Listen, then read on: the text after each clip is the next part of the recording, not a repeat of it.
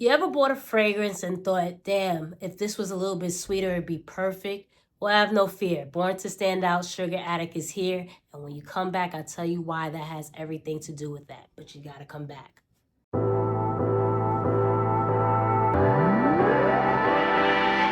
What's up, everybody? Welcome back to a brand new video of Smell Good with Jenna. I'm, of course, Jenna. Thank you for stopping by. You know what you got to do. Like, comment, follow, and subscribe. And let's get right into it. Born to Stand Out. This is actually my second bottle from the house. And it's not a typical house. They originate from South Korea. It's not like your typical house from Italy or France where elegance and luxury and sophistication is present in the packaging and the fragrances. We want to stand out. They're like, oh, I'm here. We're here to stand out. So they definitely decide to take like the edgier approach when it comes to fragrances, and that truly caught my attention. Sugar Addict is a fragrance sweetener, and that's the first time I've ever heard of fragrance being specifically, the sole purpose of it is to sweeten other fragrances. You can think about some of the fragrances that you may have not originally liked, but maybe if you paired it with something else, it would help elevate it. That's the case with Sugar Addict. That's the point of it. You can wear it on its own, but the whole idea is to layer it with something. I think about Mancera's Roses Vanille. When I first bought it, I was a little hesitant and I had buyer's remorse because the rose note was so prominent. It scared me off a bit. But before it macerated, this would have been probably a good fragrance to layer with and help me come around a little bit more to the fragrance. So again, that's the point of Sugar Addict. It's supposed to sweeten up fragrances and perfect for layering. So how I first came across Sugar Addict, I was in the scent bar, aka Lucky Scent, and I just wanted to smell different fragrances, and I wanted to check out more from Born to Stand Out because I was such a big fan of Happy Nuts. So I wound up smelling Sugar Addict, and I was like, oh, this is really, really good. Something that I definitely would revisit eventually. So I kept my eye out on it, and I wanted to find a really good price for it because I seen different places where the pricing is either $200 or $185. This retails for a 50 ml, retails for $210. This is the box. I think their packaging is so cool. You open it up, it says Born to Stand Out. Turn it around, it says who the F cares. I think that's just so badass. Again, when you think of fragrances, normally it's elegance and luxury and sophistication. They're like, yo, we're here to stand out. We don't care. This is us. Take it or leave it. So I think that's pretty dope. I wound up finding this on Scent Split for $185. And they always they send me coupons in my email all the time, and I got a 15% off one, so I was able to get this a little under $160, no taxes, free shipping. Perfect.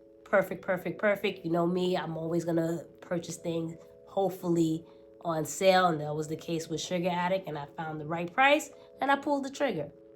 So if we get into the notes for Sugar Addict, we have in the top sugar, cinnamon essence, and then in the middle we have cocoa absolute, coffee extract, and then in the base we have tonka bean, vanilla absolute, rum extract, lavender absolute, and cashmere wood. The tagline for Sugar Addict is live, love, sugar, and that's exactly what this is. It smells like you're on a sugar rush, a sugar high. You're addicted to sugar.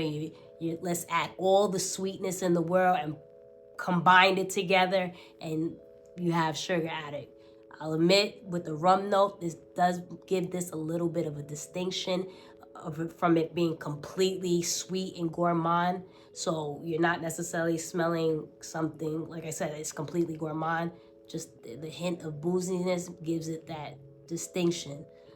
Now, is this a fragrance, even though it says it's a sweetener, that you can just layer it, whatever? Probably not. Like, I wouldn't layer this with Coco Mademoiselle or something like that. I would probably want to stay in the same realm that this is. But if you definitely want to zhuzh up a fragrance, then you would definitely look to add Sugar Addict to your layering combo. Now, in regards to longevity and projection and sillage and the whole nine, this is definitely overpowering. This lasts a long time. What I layered this with, I definitely got whiffs of this more than the other fragrance. So you don't want to go overboard with this, because this will definitely overpower the fragrance you're trying to sweeten up. Do I find this to be masculine leaning? Absolutely not. Maybe a couple of sprays here and there, like I said, for a fragrance that you probably wasn't feeling and it needs a little oomph to it, sure. But it being masculine, I don't think guys would enjoy this too much. But I definitely see women gravitating to this more. I know Lattafa came up with a dupe for this one. So I forget what it's called. So if you don't want to spend $210, there is that dupe. But I'm an OG type of girl, and I always stick to the original fragrances. So you're gonna get longevity out of this one. I wouldn't wear this in heat because it'll be just way too sweet and cloying. This is perfect for cold weather. It's gonna last a long time, and it's gonna project. So as always, at the end of my videos, I always like to give my layering combo. The fragrance that I decided to initially pair it with was with Kilian's Intoxicated. I felt that the notes in Sugar Addict and Intoxicated went hand in hand. It was the perfect marriage. So I decided to explore that a little bit more. So I started off the layering combo with none other than Bath & Body Works Coffee and Whiskey. Obviously, I started off with the shower gel. And then with the body cream, I used, obviously, Coffee and Whiskey. And then from Brown Sugar Babe, they have a body oil called Caked Up. It has cinnamon, praline, and I don't know if there's a liquor note in it, but this paired extremely well with Intoxicated. It went hand in hand. So I used that to moisturize the bod, and then we sprayed Sugar Addict because this is much heavier than Intoxicated. Like I said, not too many sprays because this will definitely overpower your fragrance. I sprayed that and then sprayed Intoxicated, and this is such a beautiful gourmand scent that this elevated the sweetness to a whole nother level. Beautiful, long-lasting layering combo.